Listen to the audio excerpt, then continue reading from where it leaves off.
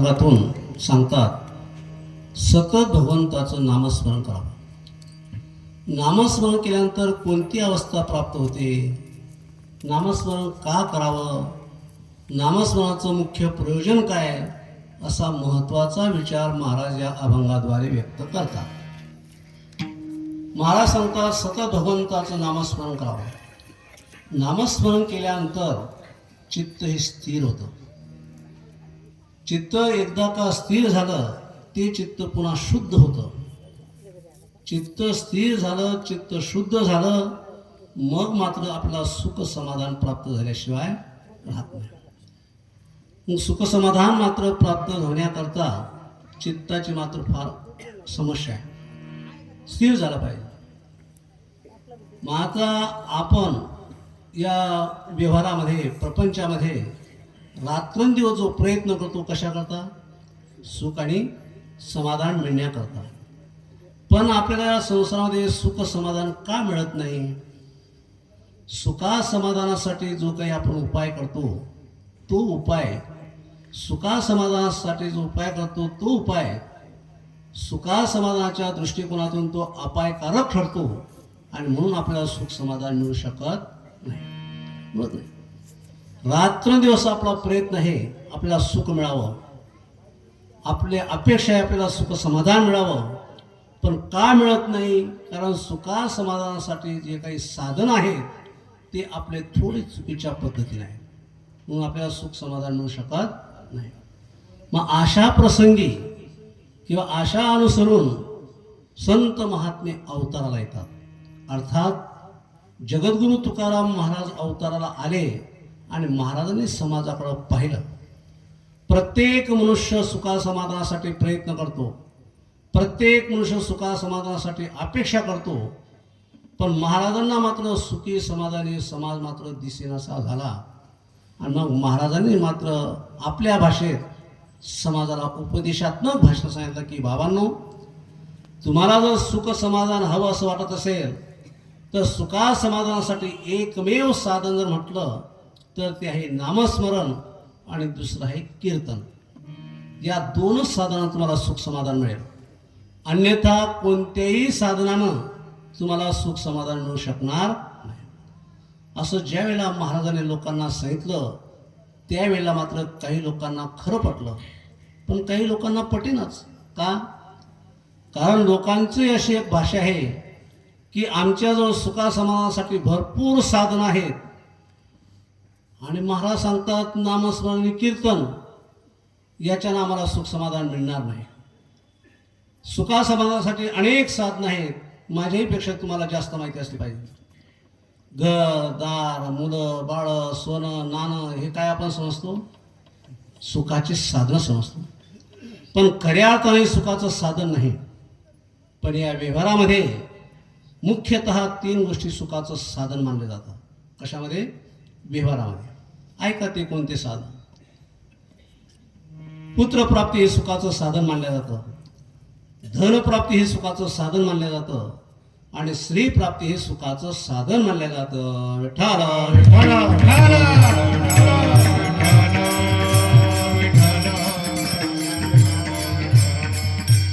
आता धनप्राप्ती व्यवहारामध्ये सुखाचं साधन मानलं जातं. थोडक्यात आपण पाहू.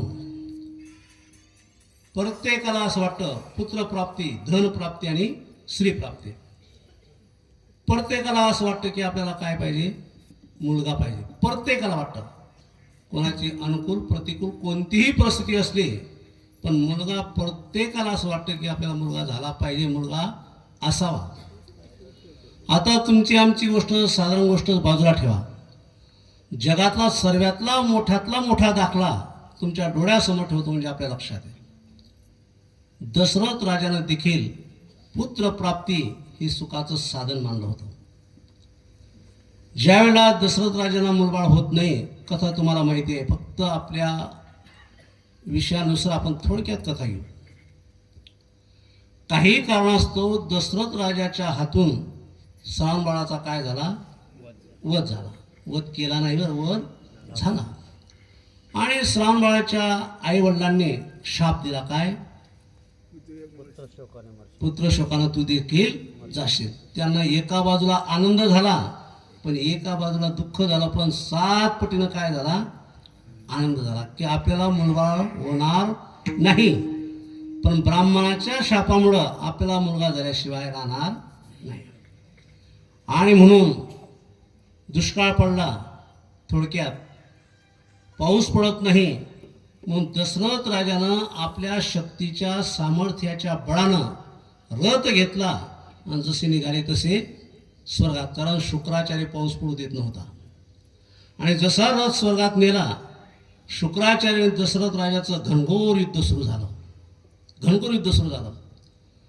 पण शुक्राचार्याने अचूक असा बाण मारला की दशरथ राजाचा रथाचा आग तुटला. आग तुटल्याबरोबर आता करावं काय, पण रथात बसलेली कोण होती, कैकई होती. तिनं खाली उडी घातली, रथात चाकात हात घातला आणि रथ चालू ठेवला. आपल्याला सहज शंका निर्माण होईल की कैकई ही स्त्री होती आणि तिच्यात एवढी शक्ती कशी. कैकईचा जर आपण पूर्व इतिहास जर पाहिला, कैकई लहान असताना एका आश्रमामध्ये एका ऋषीची दररोज सेवा करत होते. दररोज सेवा करता करता करता एक दिवस कैकेयीला अशी दुर्बुद्धी निर्माण झाली की ऋषी झोपले असताना ऋषीच्या तोंडाला कैकेयीनं काळं लावलं. ऋषी उठले, माझ्या तोंडाला कोणी काळं लावलं म्हणून त्या कैकेयीवर आणखी 5-6 मुली होत्या. सर्व मुलींना बोलवलं, म्हटले मुलींनो, माझ्या तोंडाला कोणी काळं लावलं सांगा बरं. सर्व मुली सांगू लागल्या, म्हटले स्वामी, तुमच्या तोंडाला या कैकेयीनं काळं लावलं. कैकेयीला जवळ बोलवलं, म्हटले कैकेयी, जसं तू माझ्या तोंडाला काळं लावलं तसं एक दिवस तुझ्या तोंडाला असं काळं लागलं जाईल. तेव्हापासून कैकेयीच्या तोंडाला असं जबरदस्त काळं लागलेलं आहे की ते आजही पुसल्या जात नाही.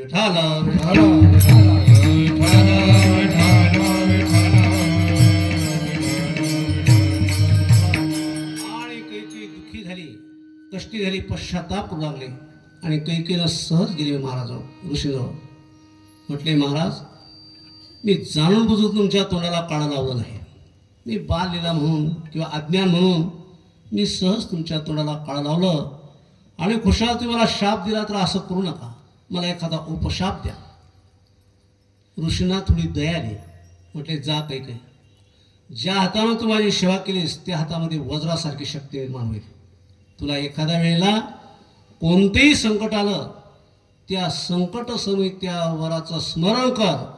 स्मरण केल्यानंतर त्या वराचं स्मरण केल्यानंतर त्या हातामध्ये शक्ती येईल आणि त्या शक्तीच्या माध्यमातून तुझं संकट पार पडेल. सांगण्याचा मुद्दा असा, तो आग तुटला, कैकेयीनं खाली उडी घातली, चाकात हात घातला आणि त्यावेळेला तो लहानपणाचा काय तो उपशाप लक्षात आला आणि स्मरण केलं. ती शक्ती हातात आली, वज्रासारखा हात झाला आणि त्या आगमध्ये काय केला, तो हात घातला आणि युद्ध होईपर्यंत रथ चालू ठेवला.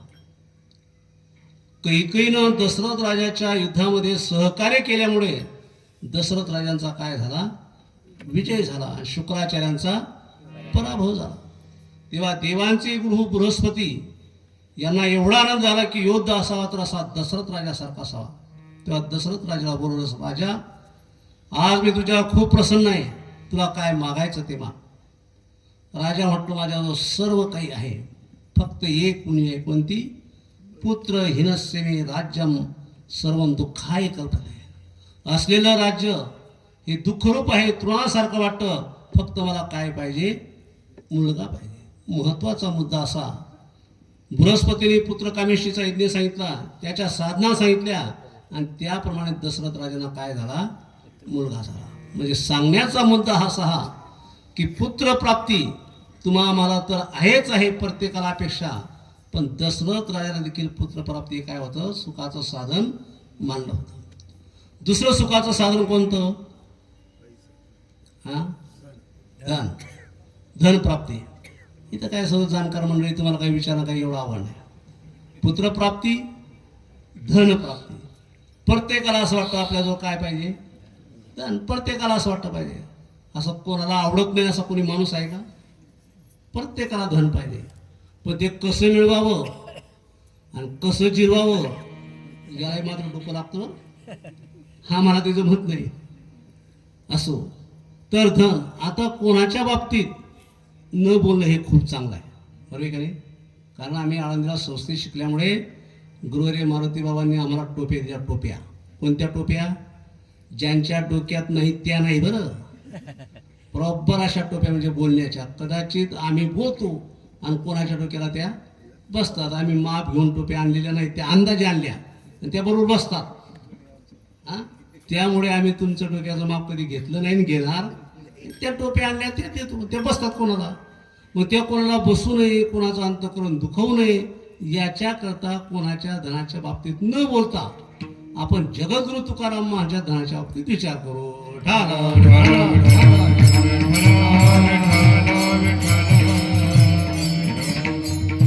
तुकाराम महाराज कोणतं धन होतं? परमार्थ महाधन जोडी देवाचे भजन वावया जतन उपाय. तुकाराम महाराज कोणतं धन होतं? कोणतं होतं म्हटल्याबरोबर चंदू महाराजांनी प्रमाण म्हटलं, कारण मी जागावपणा केला. बरोबर आहे का नाही? तुमच्या लक्षात आलं? हां, बरोबर आहे का? मी थोडंसं बोलतो बरं. कसं असं बोलतो की काही लोकांना कळू देत नाही आणि काही लोकांना कळल्याशिवाय राहत नाही, बरोबर आहे का नाही? एक नंबर आवाज कोणाचा पाहिजे? नाही ना महाराज, एक नंबर पखवाजाचा आवाज पाहिजे, लाऊड स्पीकर बरं. 2 नंबरचा आवाज पाहिजे गायकाचा आणि 3 नंबर कीर्तन करायचा. विठ्ठल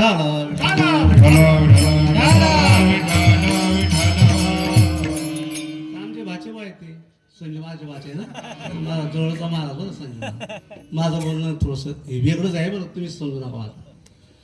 तर असं काय होतं आपला विषय, तुकाराम महाराज धन कसं होतं. धनाचा बाबतीत जर विचार केला तर काय होतं याच्याकरता थोडं 1 मिनिट बोलतो. 65 लाखाची जागीदारी ती कोणाची? तुकाराम महाराज. किती? 65 लाखाची. पण महाराजांना असा प्रसंग आला की महाराजांना वेळेवर खायची पंचायत झाली. महाराज म्हणतात आम्ही जर पंढरपूरला गेलो, आळंदीचे वारीला गेलो तर कुत्र्यांनी आमचं घर राखावं. आता प्रमाण पाहिजे. आम्ही सदैव सोडके जवळी येता चोर धाके आणि जाऊ पुरती भिके कुत्री घर. महाराज म्हणतात आम्ही पंढरपूर आळंदीच्या वारीला गेलो तर आमचं घराचं राखण कोणी करावं? कुत्र्यांनी करावं. अशी परिस्थिती. पण महाराज किती सुखी होते? महाराज तर एवढे सुखी होते, पण सुखी पुरुषोत्तम भगवान परमात्मा तुकाराम महाराजांच्या घरी सुख घेऊन येतो. सुखी येतो घरा. महाराज सुख, भगवान परमात्मा सुख घेऊन आले आणि संपत्तीची विल्हेवाट केली. कशा करता? तुमच्या आमच्या करता. समजा तुम्हा मला हा परमार्थ त्याने टिकवला. संपत्तीची विल्हेवाट केली आणि परमार्थ टिकवला. मग आता याची ज्या अर्थी त्या अर्थी आम्ही काय केलं? परमार्थाची विल्हेवाट केली आणि परमार्थाच्या नावावर संपत्ती कमायला लागलो.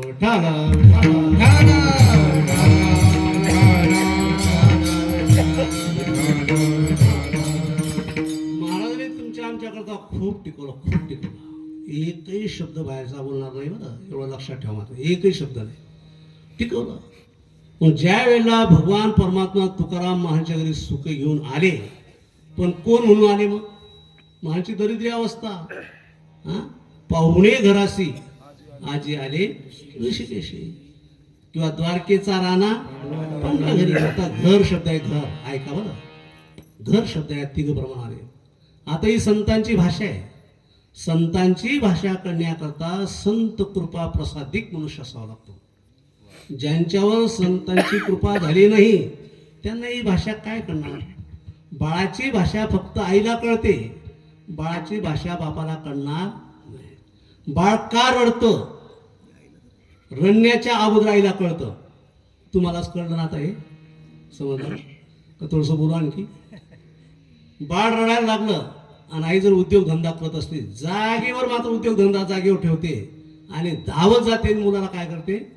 स्तनपान करते.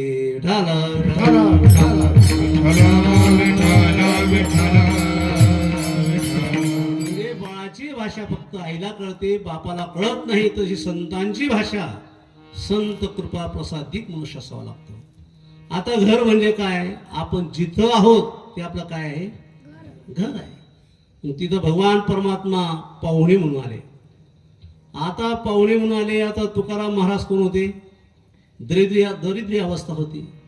आता आपल्या समजा आपल्या घरी जर पाहुणा आला, समजा माझ्या घरी अण्णा जर आला, आता 2 अण्णा आहेत बरं, दोघे पाहुणे आहेत. मग अण्णा आणि पाहुणे आहेत. तुमचं नाव विसरलो एका वर्षात नाही, ते पाहुणे आहेत. बरे का नाही? पाहुणे जर घरी आले तर पाहुण्यांना पाहुणचार विचारावं लागतं की तुम्हाला काय आवडतं, बरोबर?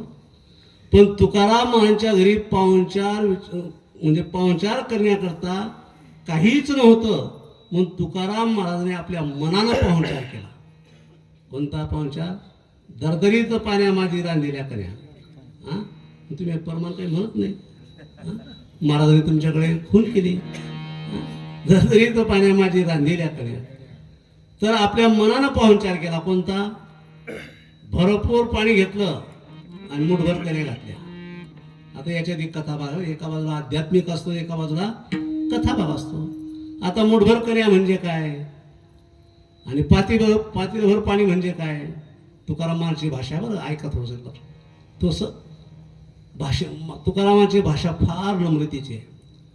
महाराज उलट बोलतात. महाराज म्हणतात मी मुठभर कन्या टाकल्या आणि भरपूर पाणी घेतलं. महाराज म्हणतात मी मुठभर परमार्थ केला आणि संसार पातीलभर केला. बरोबर आहे का? ही महाराजांची भाषा आहे. भाषा आम्ही काय केलं? मुठभरच परमार्थ केला, पण पातीलभर पाणी ठेवलं आम्ही, असं. तरी महाराजांची भाषा आहे. महाराज म्हणतात आम्ही मुठभर परमार्थ केला. यात मुठभर परमार्थ केला की याचा अर्थ असा आम्ही मुठभर संसार केला, पातीलभर काय केला? परमार्थ केला. आणि त्या कन्या टाकल्या, त्या कन्या उकळल्या आणि स्वतः तुकाराम महाराजांनी भगवान परमात्मा जेवायला बसले. जिजामातानं पत्रवाळी टाकली आणि ज्यावेळेला कन्या वाळायला लागल्या, त्या कन्या मात्र चारही दिशेने वाहू लागल्या पत्रवाळी. त्याला भगवान परमात्मा मनाशी विचार करतात की हा सर्व जगाचा सांभाळ या 2 हाताने केला, परंतु महाराजांच्या कन्या आता 2 हाताने काय आवरल्या जाणार? त्या क्षणी भगवान परमात्मा चतुर्भुज झाले. 3 हातानं पत्रवाळी जमा करतात आणि एका हातानं कन्या खातात. भगवंतानं कन्या खाल्ल्या. भगवान परमात्मा एकदम तृप्त झाले आणि पुन्हा तुकाराम महाराज सांगतात देवा तुमचं जेवण भरपूर झालं, आता थोडा वेळ आराम करा. महाराजांच्या घरी आराम करण्याकरता पाठ होता का? काय होतं? मोडकिया बाजा वरी वाकळाच्या शेरा विठाला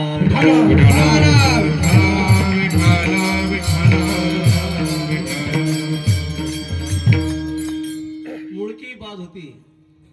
आता मला थोडंसं असं जमतं बरं, थोडंसं आध्यात्मिक आणि थोडी कथा भाग, पण असं तुमच्या वातावरण असं वाटतं सांगावं असं वाटतं. आता ती बाज कोणती आणि ती सेज कोणती? ही अंतकरूपी काय?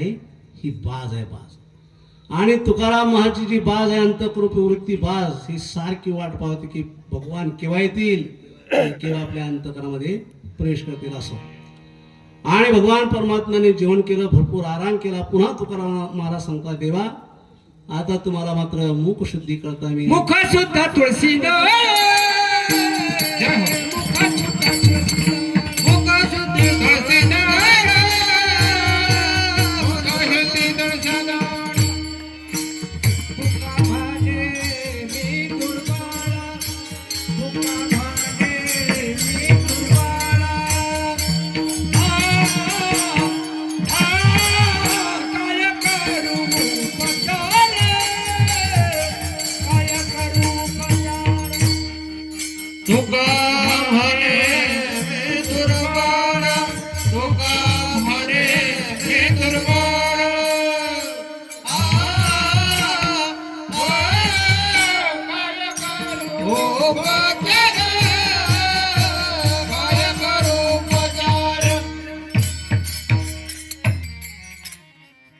मुख शुद्धी तुळशी दळ तुका म्हणे मी दळ.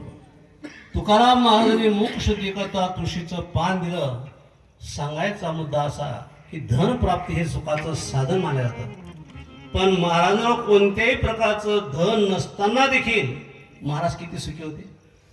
आणि खरा जर आपण विचार केला पारमार्थिक क्षेत्रामध्ये तर भगवान परमात्मा आपल्या भगवत भक्ताला धन देखील मात्र मिळू देत नाही. का मिळू देत नाही? एखाद्या वेळा धनाचा याला काय होईल?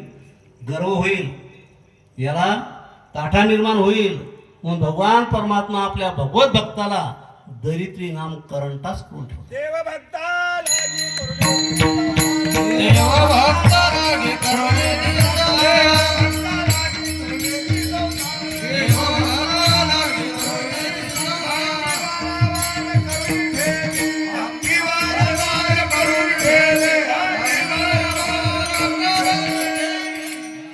धन मिळू देत नाही, जीवन काय झालं? संसार करू देत नाही. बरोबर आहे का नाही? संसार करू देत नाही भगवंत आपल्या भक्ताला. बरं, देव भक्तालागी करुणी दे संसार अंगी वारावार करते. आणि धन प्राप्त होऊ देत नाही. भाग्ये द्यावे तरी अंगी भरे ताठा आणि या लागी करंटा करून ठेवी. करंटा नाम दरिद्री. तर आपल्या भगवत भक्ताला धन मिळू देत नाही. पण तुकाराम महाराज खऱ्या अर्थानं धनच नव्हतं, पण महाराज किती सुखी होते. पुत्रप्राप्ती, धनप्राप्ती आणि तिसरं साधन आहे स्त्रीप्राप्ती. आता प्रत्येकाला असं वाटतं व्यवहारामध्ये स्त्री आपल्याला हुशार मिळावी, बरोबर आहे. पण हे मात्र सर्व प्रारब्धाधीन गोष्ट आहे. सर्व प्रारब्धीन आहे. कोणाला कशी स्त्री मिळेल आणि कोणाला कशी मिळणार नाही हे देखील मात्र बोलणं फार अवघड आहे. त्याच्यापेक्षा आपण तुकाराम महाराजांच्या बाबतीत विचार करू. हा, बरे झाले देवा बैल कर्कशा आणि बरी हे दुर्दशा जनामध्ये. आता तुकाराम महाराजांच्या बाबतीत जर आपण विचार केला, जिजामातेपासून व्यावहारिक दृष्टीने बरं तुकाराम महाराज मात्र सुख समाधान अजिबात नव्हतं. अजिबात नव्हतं. सुख समाधान नव्हतं. तुकाराम महाराजांना सुख समाधान नव्हतं. आणि खऱ्या अर्थानं भगवान परमात्मा ऐका आपल्या भक्ताला मनापासून पत्नी मिळू देत नाही. प्रमाण स्पष्ट आहे का? श्री द्यावी गुणवंती तुपे आशा आणि या लागी कर्कशा करून ठेवी. महाराज म्हणतात मला जर एखादी सुंदर पत्नी म्हणा, चांगली बोलणारी म्हणा, चांगली दिसणारी म्हणा, जर अशी जर मिळाली असती तर मी भांडार डोंगरावर भरणारा गेलो नसतो, भामचंद्रावर गेला नसतो, गोऱ्या डोंगरावर गेला नसतो, पंढरपूरच्या वारीला जर एकादशी दिवशी मागे फिरून यावं लागलं असतं. म्हणून देवा बरं झालं मला पैदाशी मिळाली. बरे झाले बैल देवा कर्कशा. बरे हे दुर्दशा म्हणजे सर्वांनाच कर्कश मिळावं असं माझं मत नाही. बरं, एखाद्या सुंदर मावल्या परमार्थामध्ये जर आपल्या पतींना सहकार्य करत असतील तर त्या माऊलीने साष्टांग दंडवत घालतो. ढाला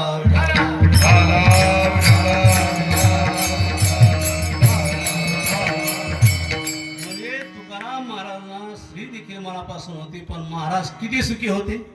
या तिन्ही गोष्टींचा अभाव होता.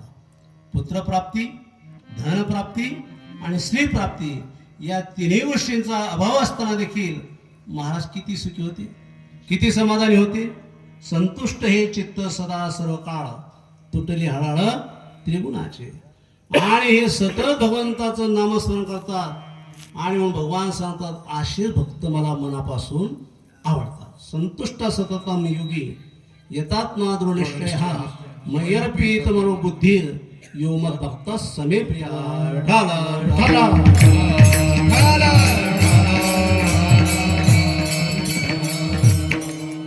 तिन्ही गोष्टींचा अभाव असताना महाराज एवढे सुखी समाधानी होते. मग काही लोकांनी विचार केला की आपल्याजवळ एवढे साधन असून आपण सुखी समाधानी नाही आणि तुकाराम महाराजांजवळ किंवा अनेक संत महाराजांजवळ एकही साधना नसताना ती एवढे सुखी का राहतात. तेव्हा ज्या लोकांना महाराजांनी उपदेशात्मक भाषण सांगितलं ते लोक तुकाराम महाराज की महाराज तुम्ही सतत नामस्मरण करतात, मग तुम्हाला किती सुख मिळालं, किती समाधान मिळालं. अभंगाच्या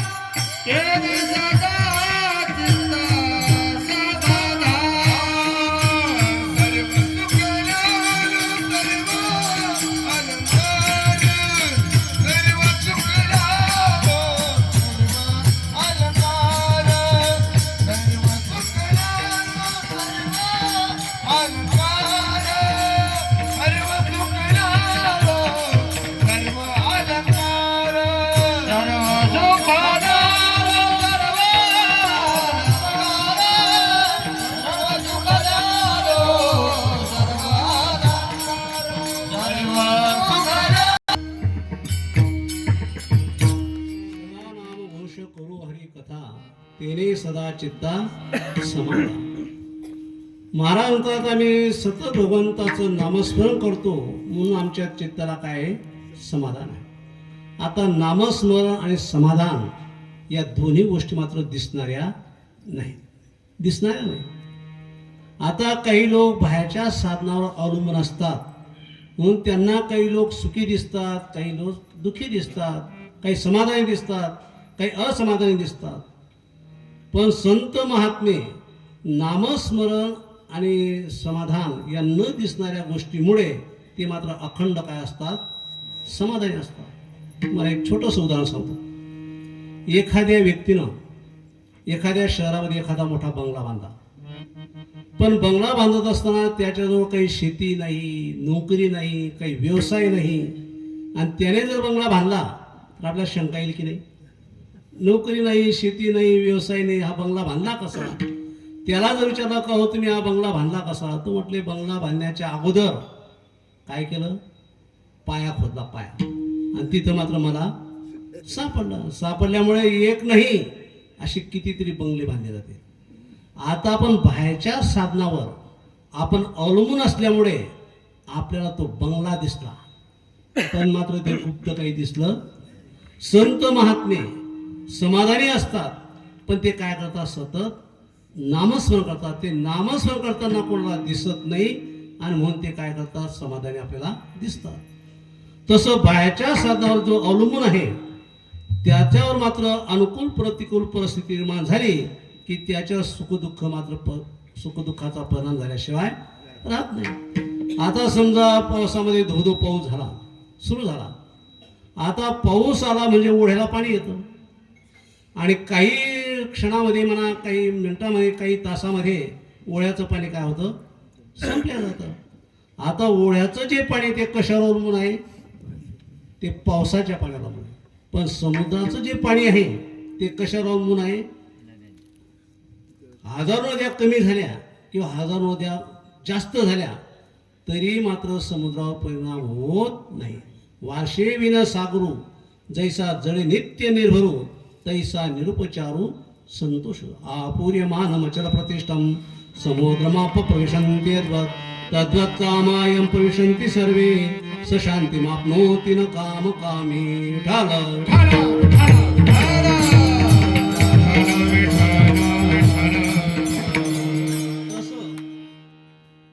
बाहेरच्या साधनावर जर अमूल आहे तर सुख समाधान मिळेलच असं मात्र सांगता येत नाही.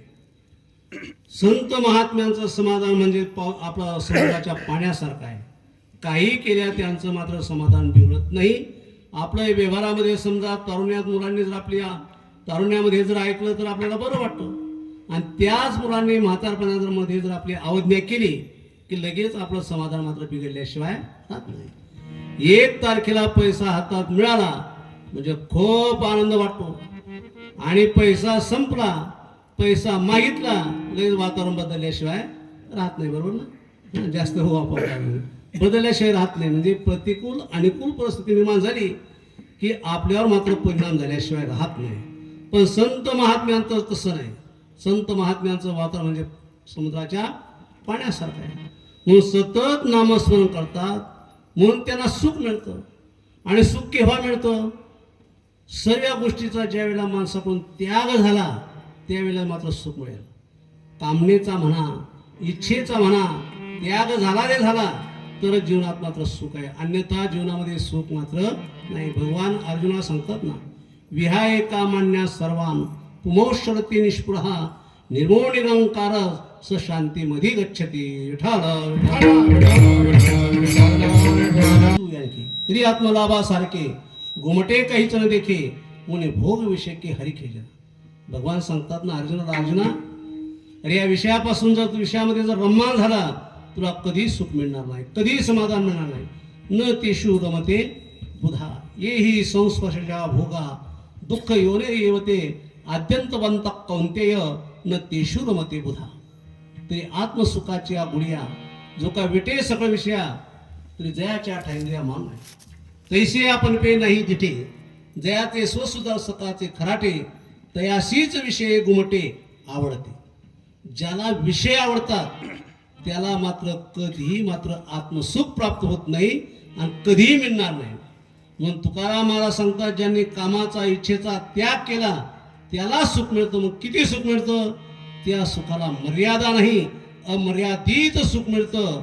तेच महाराज अभंगाच्या दुसऱ्या चरणात सर्व सुखल्यालो सुखल्यालो सर्व सुखल्यालो सर्व आलं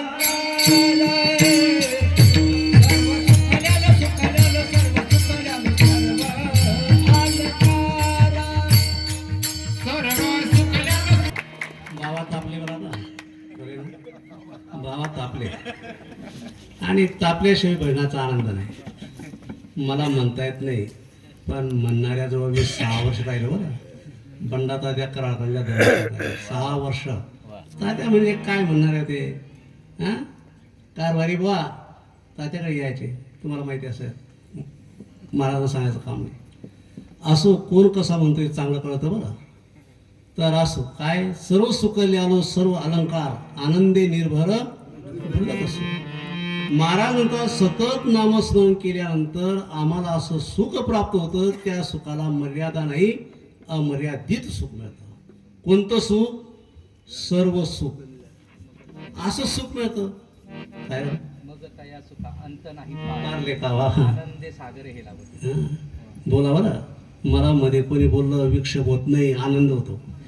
का होतो? कारण तुम्हाला सांगतो मी काही लांबचा नाही. तुम्ही लांब केलं तर भाग वेगळा, पण मी लांबचा नाही. ऐकून घ्या माझं बोलणं, फार महत्वाचं आहे.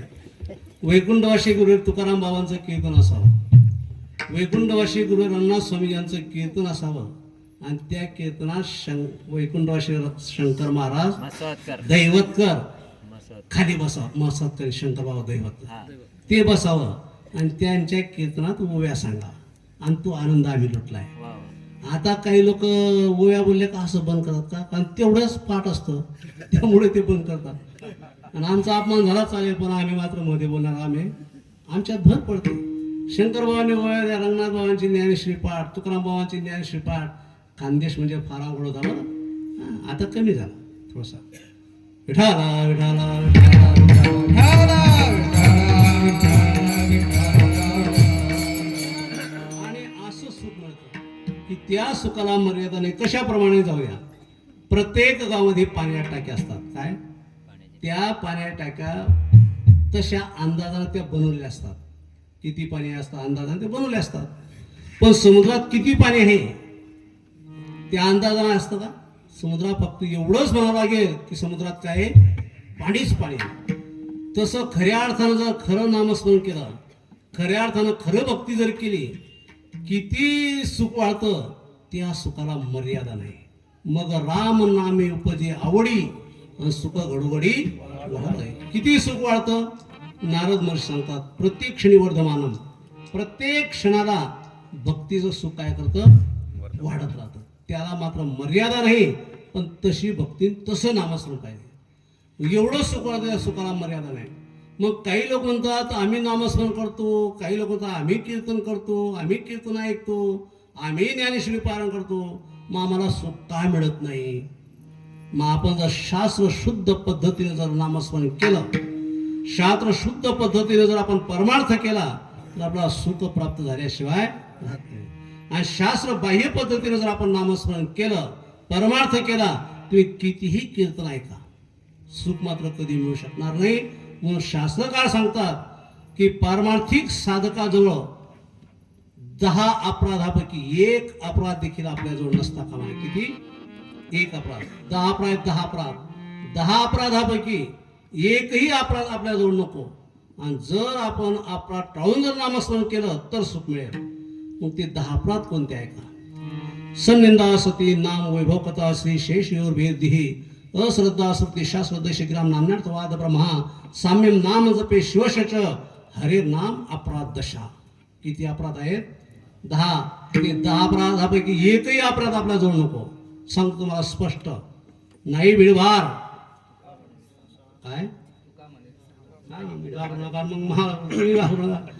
सांगा बाय काय? नाही भिडभार. हा, अजून असे कोण आहे? तुका म्हणे सत्य सांगू, येऊ द्या राग. पण उद्या मला भेटायला याल. आता वाईट वाटेल पण भेटायला मात्र आल्याशिवाय राहणार नाही. तुका म्हणे सत्य सांगू युवत रागे येतील ते. तर 6 अपराध 10 अपराध कोणते आहे का? सन्निंदा. काही लोक नामस्मरण करतात पण संतांची निंदा करतात. ज्ञानोबांनी भिंत चालवली असेल का? ज्ञानोबांनी रेड्याच्या मुखातून वेद बोलवला असेल का? बोलू का महाराज? याच रेड्यांना माहिती नसतं आणि म्हणून हे शंका घेतात की माऊलींनी खरोखर रेडा बोला असेल. एका रेड्याला हापेसात जाऊन बंडा तात्याने त्या दिवशी त्याला नोकरून कमी करून टाकला. माहिती आहे सगळ्यांना? हापेसात जाऊन त्याने शंका घेतली होती. ज्ञानोबाने रेडाच बोलवला नाही. बंडा तात्या गेले आणि हापेसात मारलं आणि त्या दिवशी राजीनामा द्यायला.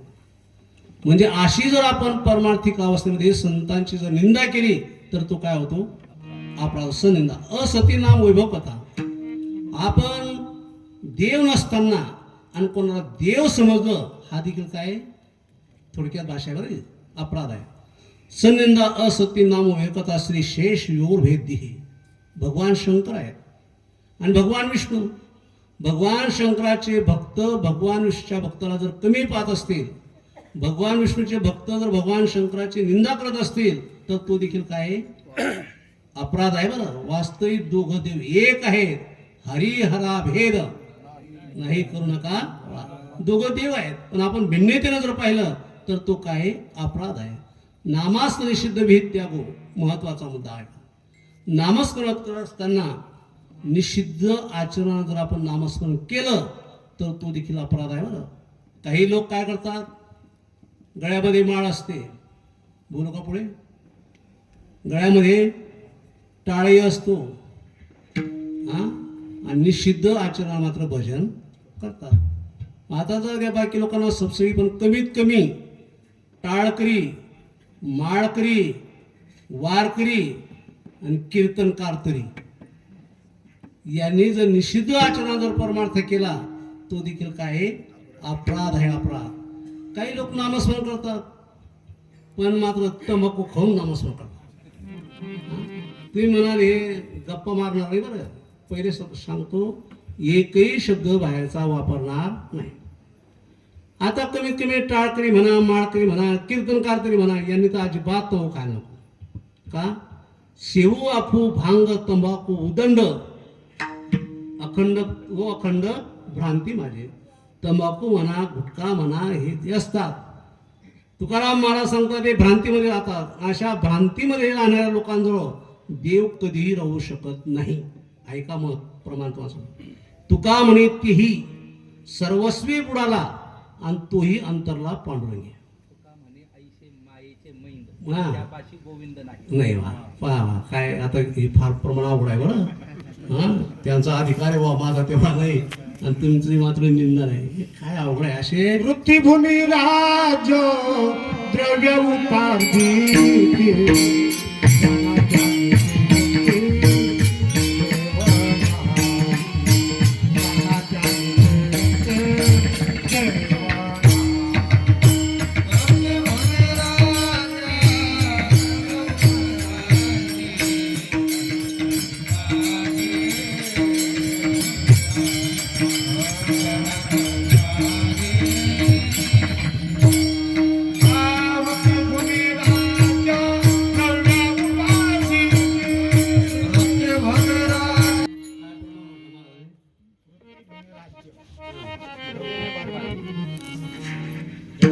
चिंती देव नाही. म्हणजे निषिद्ध आचरणावर आहे ना.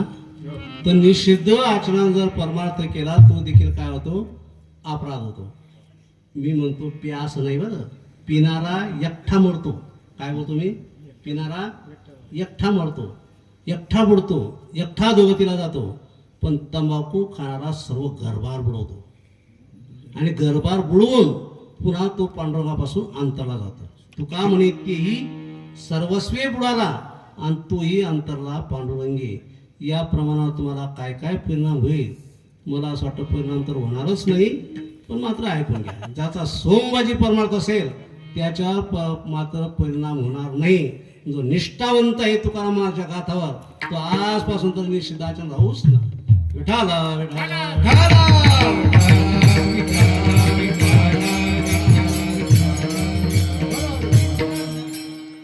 नामस्थ निषिद्ध विहित त्यागो. निषिद्ध आचरण जर परमार्थ केला तो देखील मात्र काय काय आहे? अपराध आहे. शास्त्र दैशिक ग्राम. आता काही लोक नामस्मरण करतात, एकही शास्त्रावर त्यांचा भरोसा बसत नाही, तो देखील काय आहे? अपराध आहे. शास्त्र दैशिक ग्राम. नामनार्थवाद ब्रह्म हा. दैशिक म्हणजे काय? काही लोक नामस्मरण करतात, पंढरपुरांची वारी करतात, पण गुरु करत नाही. आणि जर गुरु नाही केला तो देखील काय? अपराध आहे. असे 10 अपराध आहे. मग 10 अपराध टाळून जर आपण नामस्मरण जर केलं तर आपल्याला सुख समाधान मिळेल, अन्यथा सुख समाधान मिळू शकत नाही, तुम्ही कितीही परमार्थ करा. आणि 10 अपराध टाळून जर आपण नामस्मरण केलं एवढं सुख मिळेल, एवढा आनंद मिळेल. मग तो सुख, ते आनंद आपल्या अंतकरणामध्ये सामावल्या जात नाही. तो आनंद एखाद्या वेळेला, व्यवहारातला आनंद जर एखाद्या वेळेला आपल्याला जर प्रगट झाला एकाएकी, तर तो आनंद मनुष्य दुसऱ्याला सांगितल्याशिवाय गप्प बसत नाही. का? कारण तो अंतकरणातला काय? तो स्वभाव आहे. स्वभाव अंतरीचे धावे स्वभावे बाहेरी दरित आहे परी. एखादा आनंद प्रकट झाला की मित्राला म्हणा, कोणाला तरी सांगितल्याशिवाय ना, तो क्रियेच्या द्वारा, तो इंद्रियाच्या द्वारा, वाचेच्या द्वारा तो प्रगट झाल्याशिवाय राहत नाही, तो थांबत नाही. मग असं जर इतका आनंद प्राप्त होतो, मग कोणता आनंद? एवढं सुख प्राप्त होतं की ते सर्व सुख. सर्व सुख म्हणजे काय सांगितलं मी तुम्हाला. आता समजा एखादा विद्वान कीर्तनकार बसला, त्याला जर एखादी उभी जर श्रोत्यांना जर श्रोता एखादा कीर्तनकार असला आणि जर उभी दिली, उभी जरी पाठ असली, पण तो मनुष्य थांबत नाही. का? कारण त्याचा काय? तो अंतकरणातला स्वभाव आहे. शास्त्रीय भाषेत त्याला म्हणतात ते सर्व सुख त्याला प्राप्त झालं. कोणतं? ज्याला सर्व सुख प्राप्त झालं तो मनुष्य गप्प बसत नाही, तो मात्र प्रगट केल्याशिवाय राहत नाही. आणि असं सर्व सुख, व्यवहारातलं सर्व सुख कोणतं? एखाद्या बोटामध्ये एखादी अंगठी असली तर ते बोट सारखं पुढे फिरतं का नाही? इथं भात वाढा, इथं बुंदी वाढा, इथून उठा, घरी जाऊ नका बरं अजून. म्हणजे म्हणून ते बोटातली अंगठी काय दे? इथून उठा, तिथं बसा, तिकडून उठा आणि तिकडे जा. का? त्याला काही संबंध नाही, त्याला काय दाखवायचंय? फक्त अंगठी दाखवायची. मग असा व्यवहारातला अलंकार माणसाला जर गप्प बसू देत नाही, मग परमार्थिक अलंकार जर माणसाच्या अंगावर धारण केला तर मनुष्य गप्प राहील का? तो राहू शकत नाही. कारण तो अंतकरणातला काय? स्वभाव आहे. सर्व सुखले आलो सर्व अलंकार, आनंदे निर्भर डुलत असो. आता हे तो अलंकार, एखादा व्यवहारातला अलंकार माणसाला गप्प बसू देत नाही, परमार्थातला अलंकार माणसाला गप्प बसू देणार नाही. सर्व सुखले आलो सर्व अलंकार, आनंदे निर्भर डुलत असो. महाराज आम्हाला असं सुख प्राप्त झालं की आमची आता निर्भय अवस्था प्राप्त होते. आम्हाला कुठलं भय नाही, निर्भय अवस्था असते. पण शास्त्रकार सांगतात कोणताही मनुष्य असो त्याला कोणाची ना कोणाची मात्र भीती आहेच. भीती रहित असा एकही मनुष्य नाही. शास्त्रकार सांगतात फक्त एक पद आहे, त्याला कुठलीही भीती नाही. कोणतं? विष्णू पदम निर्भयम. ज्याला विष्णूचं पद प्राप्त झालं त्याला तर कुठल्याच प्रकारचं भय नाही. नाहीतर प्रत्येकाला काय आहे? भय आहे. भोगे रोगे भयम, कुलचिती भयम, विद्ये नृपालात भयम, माने दैन्य भयम, बले रिपु भयम, जराया वस्तु भयम, काय कृतांतात भयम, सर्वस्तु भया नृणाम विष्णु पदम निर्भय. प्रत्येकाला भय. भोगे रोगे भयम. भोग म्हटला की त्याच्या पाठीमाग काय? रोग आहे. भोगे रोगा जोड्या दिले अनेक. भोगाच्या पाठीमाग रोगाची भीती आहे. भोगे रोगे जो आहे, भोगे रोगे भयम. कुलचिती भयम, एखाद्याचं कुळ श्रेष्ठ आहे पण त्याने जर अंतरजाती जर विवाह केला तर कुळापासून काय भ्रष्ट होण्याची काय भीती आहे. वित्तीय नृपाला भयम, पैसा म्हटला की इन्कम टॅक्सचं काय भय आहे. रुपये जरा भयम, किती रूप सौंदर्य असलं पण जरा म्हणजे म्हातारपणाचं काय भय आहे. पुढे काय कृतांता भयम, शेळ म्हटलं की यमाचं काय भय आहे. बलेरी भयम, किती मोठा बलवान असला त्याला शत्रूचं काय भय. प्रत्येकाला भीती आहे. फक्त एकच पद आहे किंवा तुकाराम महाराज सांगतात जे हरीचे दास आहेत त्यांना तर त्रैलोक्यात भय नाही.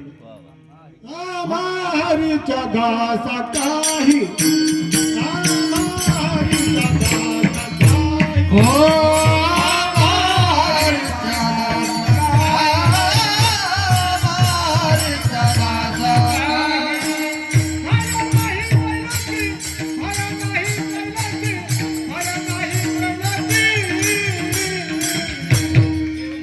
देवभूमा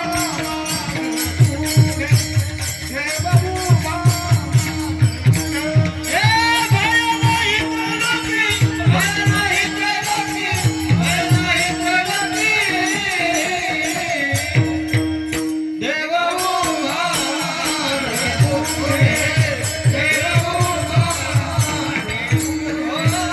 त्रिलोक्यात त्याला भय नाही. आणखी शास्त्रकार तर पुढे जाऊन सांगतात, योगीनाम कस्मात भय, योग्याला देखील कुठल्याही प्रकारचं भय नाही, कुठल्याच प्रकारचं भय नाही. ज्ञानोबराय दृष्टांत देत आहे का, बऱ्याच दिवसापासून मिठाला पाण्याची भीती होती. कोणाला भीती होती? मिठाला पाण्याची भीती. आता ही भीती कुठपर्यंत? जोपर्यंत मीठ पाण्याजवळ जात नाही तोपर्यंत. एकदा का मीठ पाण्याजवळ गेलं काय झालं? मीठच पाणी झालं. पाणी पुढे मिठाते, मिठाची पाणी आते, तेवी झाले ने अद्वैते नाश भय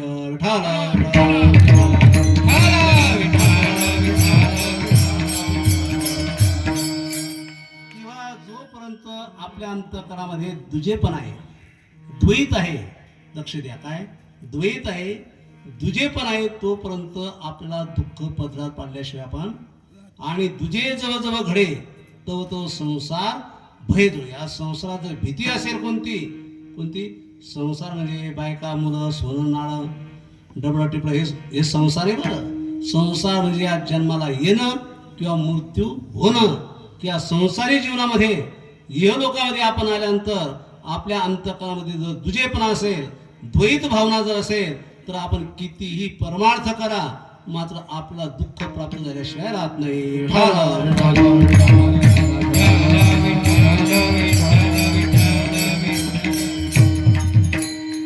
सर्व सुख ल्यालो सर्व अलंकार आनंदे निर्भर डुल्लतस. आता डुल्लतस या पदाचं व्याख्यान आपण पाहू. आता डुल्लतस या पदाचं व्याख्यान जर सर्वांगानं जर सत्य मात्र ठरू शकत नाही, कारण बरेचसे लोक डुलताना दिसतात. शहरामध्ये काही सांगता येत नाही, पण खेडेगावामध्ये रोज संध्याकाळी 5 ते 6 वाजता गावाच्या बाहेर लोक डुलतात. इथे डुलतात पण ती दिसत नाही, पण खेडेगावामध्ये दिसतात. संध्याकाळी लोक डुलतात, ज्यांच्या अंगात येतं तेही डुलतात. थोडस कीर्तन डोक्यावरून गेलं तर तेही लोक डुलतात. हा सोपा विषय बरं, नाही एवढा सोपा विषय राहत नाही जीव राहतो का, पण वातावरण पाहून करावं लागतं. कारण माझं पहिलंच कीर्तन या भागात असं. ज्यांच्या अंगात येतं तेही डुलतात, संध्याकाळी लोक डुलतात, कीर्तनामध्ये लोक डुलतात. मग त्यांचं डुलणं आणि संत महात्म्याचं डुलणं एक होईल का?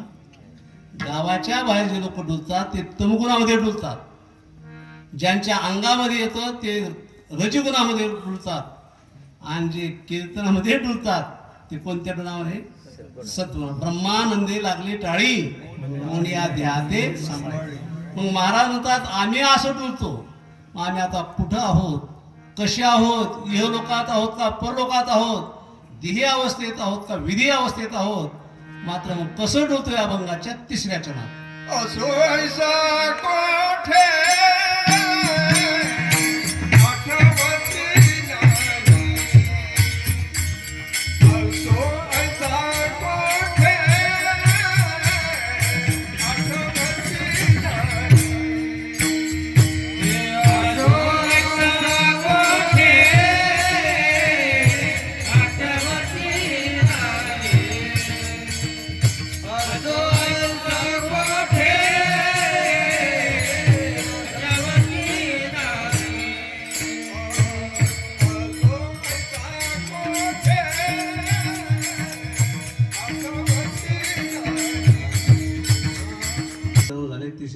प्रवेश केला.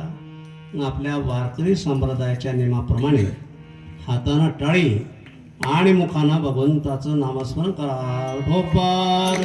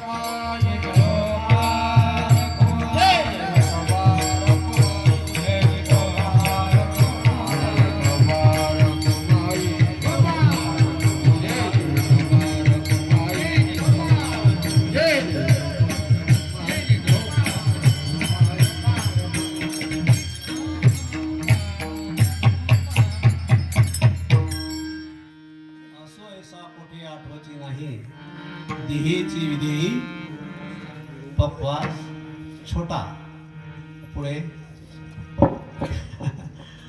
अवसान आहे तसा पप्पा छोटा आहे, पण माझा हात जबरदस्त आहे बरं, स्तुती करत नाही, दमदार आहे, गोड आहे, दमदार नाही, विशेष आहे, गोड आहे, गोडवा आहे, विशेष आहे, एकदम विशेष. का हातात गोडवा आहे. महाराज मी सर्वेतून निघालो, पांडुरंग महाराज वैद्य यांचा पप्पाचा बोल निवडणारा मी होतो बरं. अरे वा.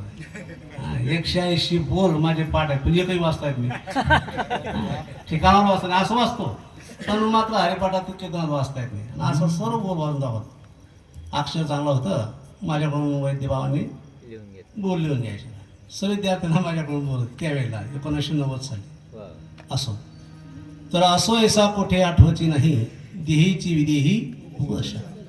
महाराज म्हणतात आम्ही आता कुठं आहोत, कसे आहोत हे देखील आम्हाला मात्र भान, म्हणजे का आमची देही अवस्था आता आमची काय झाली, विधी अवस्थेला प्राप्त झाली, विधी अवस्था आहे. आणि जे विधी अवस्थेला जे महात्मे प्राप्त होतात ते देहधारी दिसतात, पण देहाशी मात्र त्यांचा काही संबंध नसतो. ते वर्तते दिसती देही, परी ते देईना माझे ठाई, आणि मी तयाच्या हृदयी समग्र असे. ते देहधारी दिसतात पण देहाशी त्यांचा काही संबंध नाही. महाराज आहेत म्हणून सांगतो, 5व्या अध्यायामध्ये भगवान अर्जुनाला विधी अवस्थेबद्दल 2 श्लोकामध्ये विधी महात्म्याचं वर्णन केलं. पण ते नैव किंचित करोमिती तो म्हणणे ते तत्वेत पश्यन सुनुनान स्पृशन जिग्रन नशनान गच्छान स्वपरिश्वसन परलपण विसृजन गृहन नमिषण नमिषन्नपि इंद्रियांदित्यार्थेषु वर्तन्ते इति धारयन्. ठाल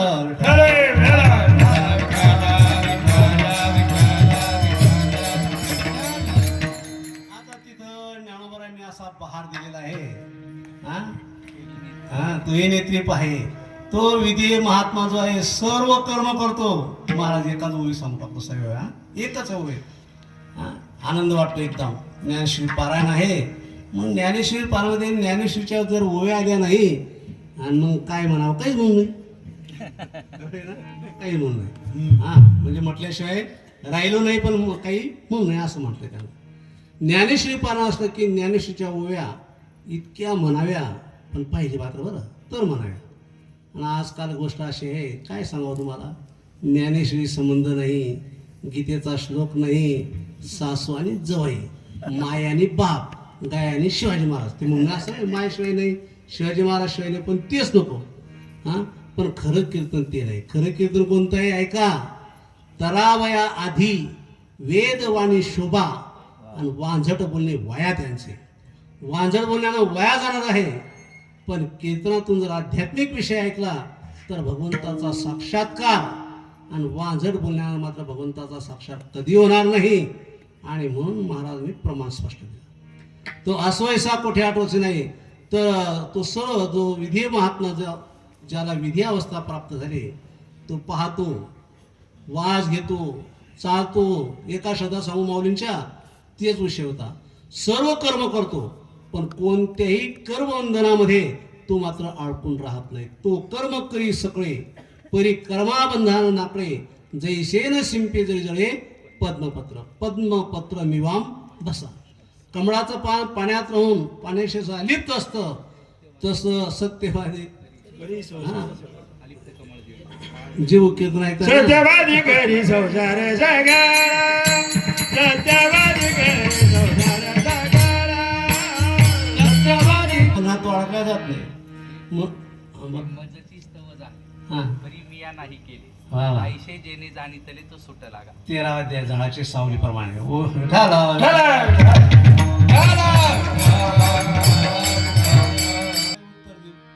उत्तर प्रश्न आहे बरं.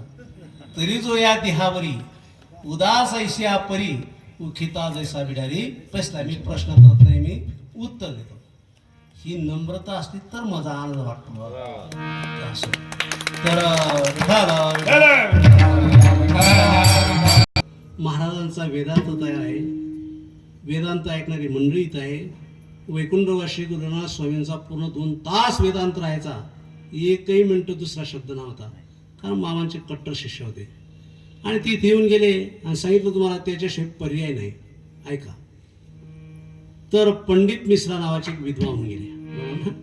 सांगणं महत्वाचं आहे का प्रमाण याला विधी अवस्थेबद्दल फार मोठे विद्वान होऊन गेले. वाचस्पती वाचस्पती एवढे मोठे विद्वान होऊन गेले. जन्माला आले, थोडे मोठे झाले, थोडक्यात कथा. आणि त्यांची अंतःकरणाची एक बैठक होती की आपण अखंड ब्रह्मचारी जीवन जगावं. पण त्यांच्या वडिलांनी त्यांचं जबरदस्त लग्न केलं, थोडक्यात कथा. पण ते मात्र लहानपणापासून विधी अवस्थेत, शंकर बाबा दैवत तशी विधी अवस्था पहिल्यापासून. आणि त्यांची विधी अवस्था असल्यामुळे वडिलांनी त्यांचं लग्न केलं, पण त्यांना कुठलंच खबर नाही. बरं, लग्न झालं आपल्याला कळलं नाही. त्यांना लग्न झालं, त्यांना वाटलं आता करावं काय. मग त्यांनी काय केले, ग्रंथ लिहायचं काम सुरुवात केलं. आणि त्यांच्या पत्नीला असं वाटणं यांना रात्री बेरात्री कुठला त्रास होऊ नये, व्यत्यय येऊ नये. म्हणून त्यांच्या पत्नीनं काय केलं, दिव्यामध्ये सारखं तेल टाकावं, म्हणजे रात्रंदिवस त्यांनी ग्रंथ लिखाण काम करावं. पर्यायानं 3 वर्ष लागले ग्रंथ लिहायला. आणि मग डोळे उघडले, विधी अवस्था होती. म्हटले बाई तुम्ही कोण? म्हटले महाराज आठवण करा, थोडं स्मरण करा, मी तुमची धर्मपत्नी आहे.